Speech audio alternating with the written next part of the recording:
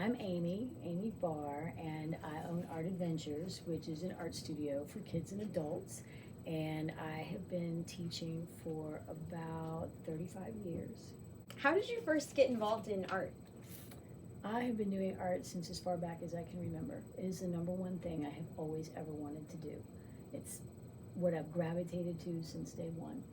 So I got lucky. Because I do every single kind of artwork, it really helps at being an art teacher. So I do pastels, I do oils, I do watercolors, I do acrylics, colored pencils.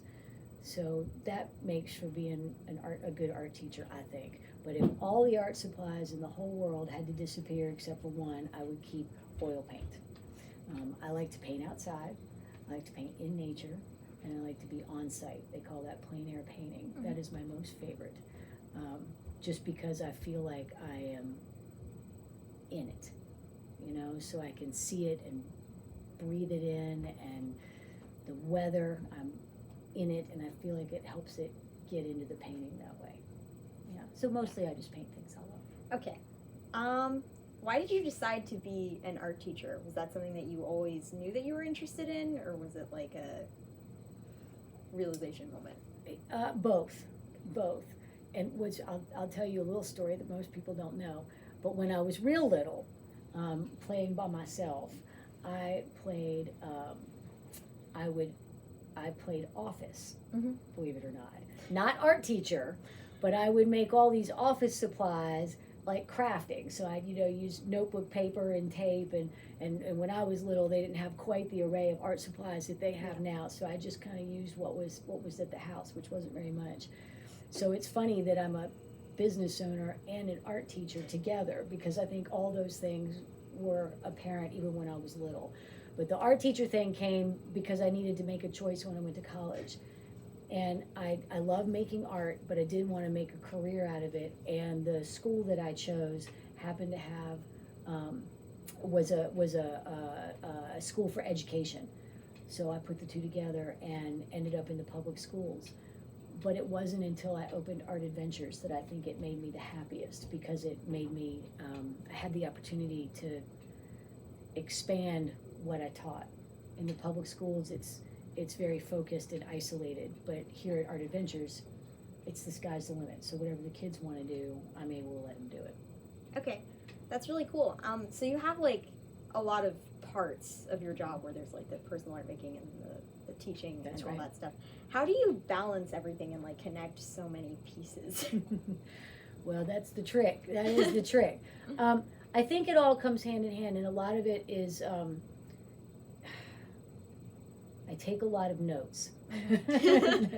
No, I think it just comes with slow building, right? I mean, so any small business or any occupation, you walk in and you learn the basics. Yeah. Right? And then from there you sort of find your niche, and things grow and they gradually come together. So I don't think it all happened at once, and I think any business owner, small business owner, would tell you that it's really important to reevaluate all the time. Mm-hmm. Things that work, things that don't work, take a look at those, reevaluate, build on that, and as a result, that balance comes. And you got to be able to shift. And art teachers, art people with that creative brain makes it a little bit easier, I think, for us to move and flex as things change, whether it be personal life with family and kids, mm-hmm. or with the needs of the students.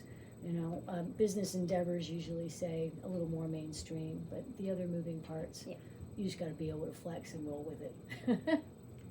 What's your favorite part of your job? You guys. Yeah, you guys. And being able to be in it with you, as opposed to sometimes in school, I was still as connected as I could be with the kids, but it was real project based. So it was, mm-hmm. I develop the thing, I teach you the thing, and you do the thing. And here, you guys kind of develop the idea, and I mind meld with you and we ride the wave together. And that is why I prefer what I do, because I can be completely engaged with you as opposed to just pointing the finger and directing. Yeah. So, yeah. Do you have any like key art teaching or artistic in general philosophies?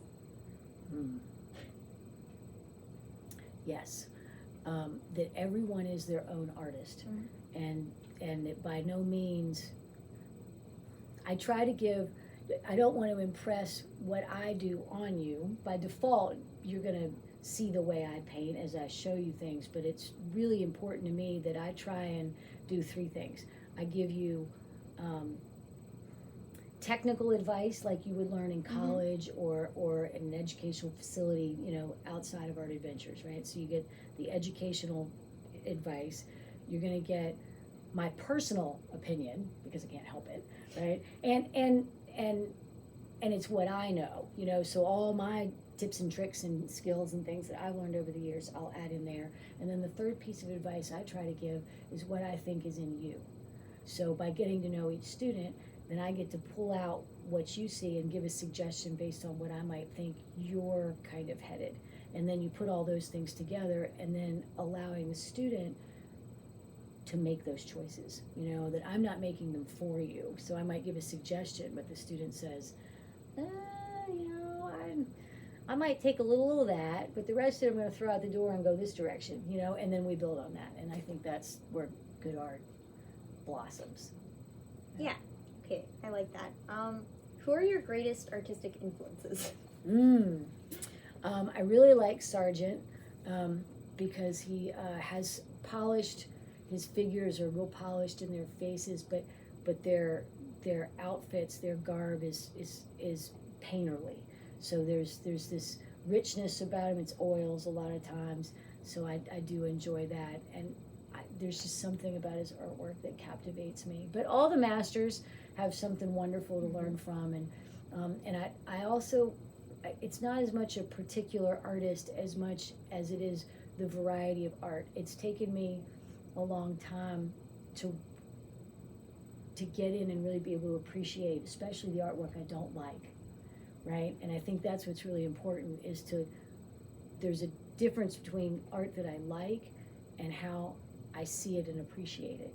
And to be able to have language and appreciate even the art I don't like has made artwork that much richer for me. And again, it also helps teach. Yeah. Yeah. Do you have any advice for artists and aspiring artistic professionals? Be fearless. Be fearless. That whatever it is you're afraid to do is absolutely the thing you should be doing, within reason, of course. You know, but a lot of times fear is what holds people back. Now get educated on what you're trying to do, understand what you're trying to do, talk to people that do the things that you're trying to do, but then be fearless. You know, don't let the what if hold you back. You know, take the steps, and if you make a mistake, just pick yourself back up and keep after it. Yeah. And go with the flow. A lot of times, many times, people have a vision in mind, and they're going to do this thing this way, and then it starts to change a little bit. Instead of being rigid and saying, well, I've got to do this thing this way, letting it flow and let those doors open a little bit. A lot of times greatness evolves, I think, from that bit of flexibility. I think follow your heart goes along with that, you know, that once you're researched and you know what you want to do, that you do just follow your heart, regardless to what anybody says. You know, if your inside says it's the right thing to do, and like I said, you've gotten educated to the best you can about whatever it is you want to do, that you just dive in. Because I think, especially when you're talking about work, sometimes people follow a career because it may or may not be lucrative.